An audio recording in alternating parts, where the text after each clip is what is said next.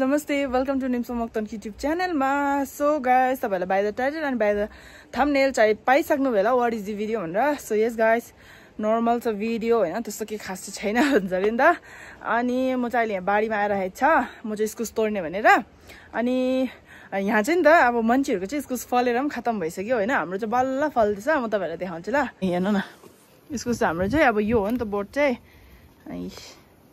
पुरा यतापट्टि गएछ यो अर्कोको बोर्डरमा गएछ हाम्रो इस्कुस यो बार अनि यहाँ हेर्नु न यति प्यारो यहाँ फलेको छ उ त्यो बेबी इस्कुस पनि रहेछ नि त बेबी इस्कुस उ त उ आमा कति सानो छ नि त सानो छ अनि उ त माथितिर फलेको छ हो अनि म चाहिँ यो सिडीमा चढ्दै टिप्छ नि त निमसँग आबल चाहिँ गिर्छ नाचर म टिप्दिन्छु भन्छ तर उ चाहिँ छैन अहिले त्यही भएर म आफै टिप्छु यहाँ अनि यहाँ निम्बुको रुख पनि छ यो चाहिँ उता पडोसीवाला अङ्कलहरूको हो नि त अनि यो चाहिँ हाम्रो हात त पुग्दै पुग्दैन होला हातमा पुग्दै रहेछ यी गाइस इस्कुस यसो कति टेस्ट हुन्छ कलिलो कलिलो होला हेर्नु एउटा इस्कुस लान्छु म चाहिँ सायद यसले हुन्छ अनि हिजो पनि मैले तोडेको थिएँ नि त हिजो पनि आधाको छ सिटी मार्दै यसो कुकरमा ड्याङ काटेर यो छ अनि आधा अनि म आधा चाहिँ के को बनाउँछु भनेर तपाईँ मतलब यो एउटा आधा इस्कुस चाहिँ केमा हाल्छ भनेर चाहिँ म तपाईँहरूलाई देखाउँछु ल म चाहिँ त्यो इस्कुस चाहिँ यो मासुमा चाहिँ हालेर बनाउँछु हो यो चाहिँ हो बफको सुकुटी सिलगढीबाट भेजिदिएको नि त अनि यहाँ इस्कुस अनि हिजो काटेको इस्कुस अरे खतम भयो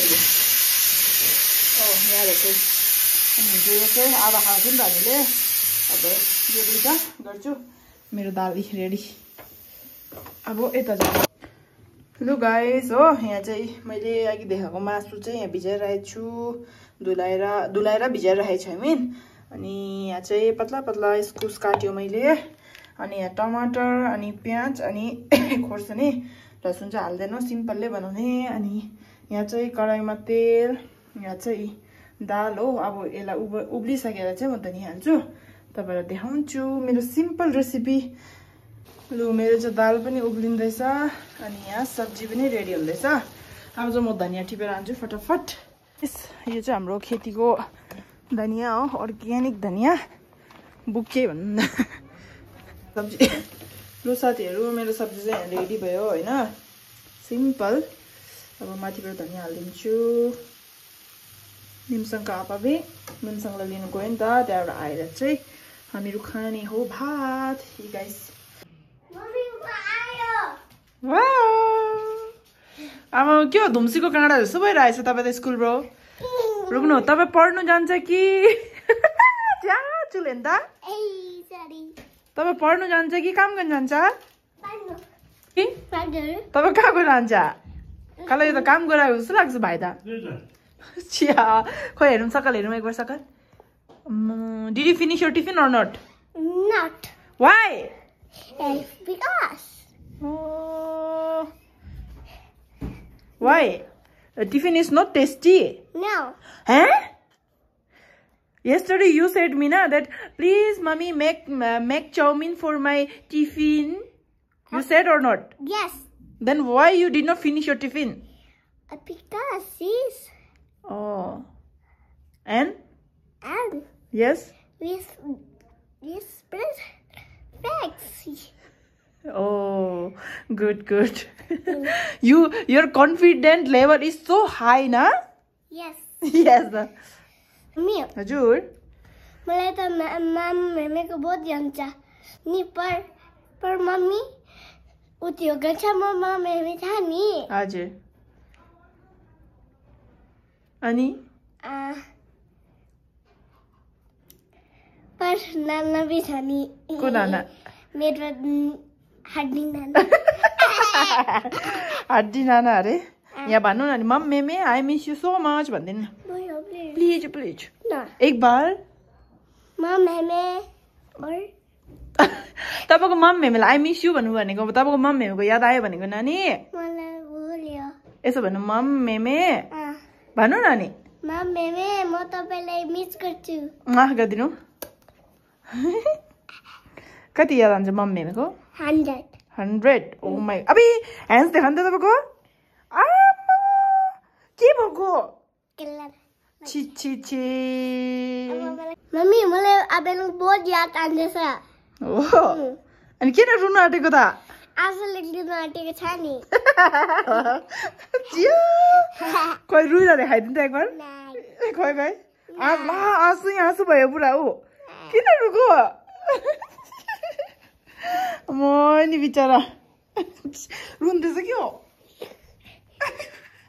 रुको क्या अबे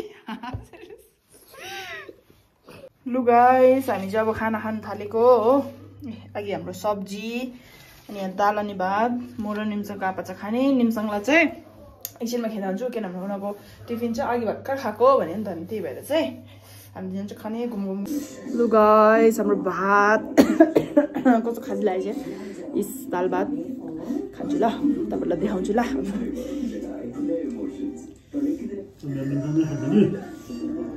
खिलाइदिनु न एकबार बला त टिफिन खाएको भन्दै थियो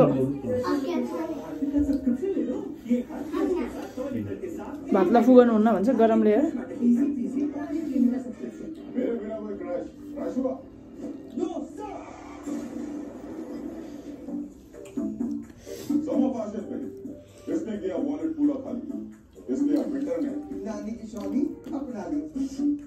यमी यमी यमी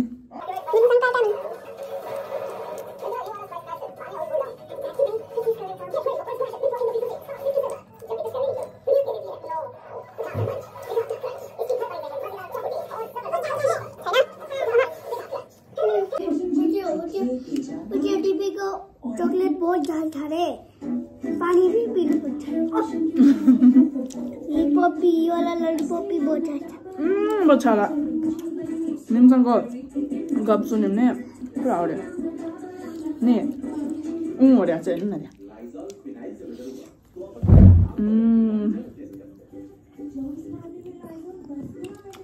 क्या मिठो सब्जी रहेछ वाउ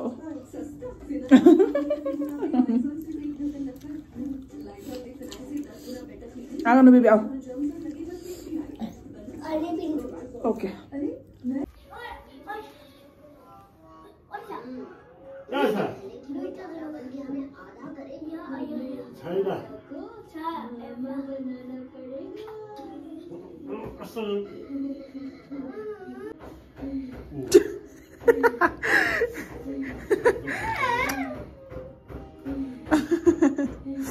पापाले माया गर्छ छोरा धनी गुन्डा त्यस्तो गर्नु हुन नि पापालाई मम्मीले यहीँबाट पिट्छु नि फेरि ओके